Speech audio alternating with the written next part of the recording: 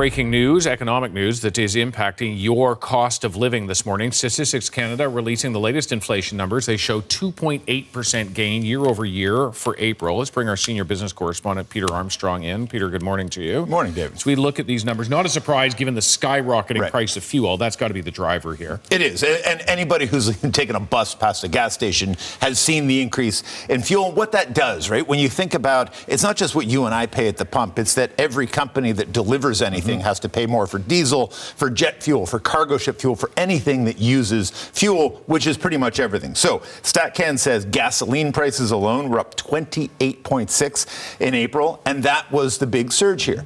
This has, as high as it is, and this is high, 2.8% is the highest we've seen in, I think, 2 years now. And as high as it is, it still came in lower than expectation. We had seen some predictions coming in around like 3.1% increase. So what happened?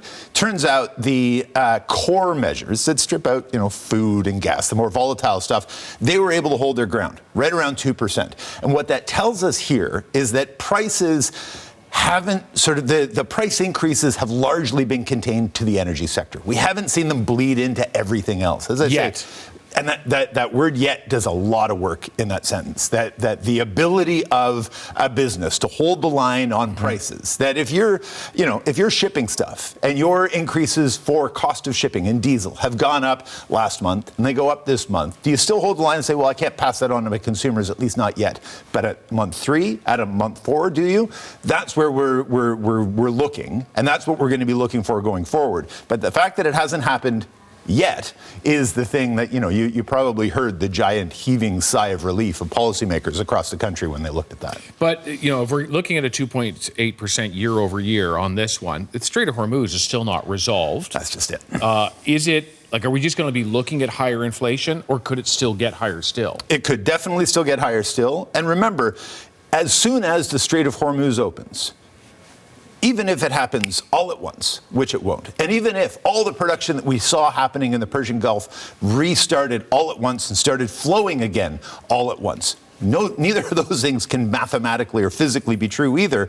You've still got this huge, what Rory Johnson calls an air bubble in the global supply system. They haven't been shipping from that area we're into week 7 now, I think. We're into 7.5. And it'll take 7.5 weeks to fill that air bubble, right? Remember, the most interesting stat I've learned through this whole thing is that a tanker ship full of crude oil travels at about the speed of a bicycle. I know, that's so for incredible. It to get around the world is going to take some time. And the other thing that happens here is inflation is this really insidious thing. It gets sort of under the skin of the economy.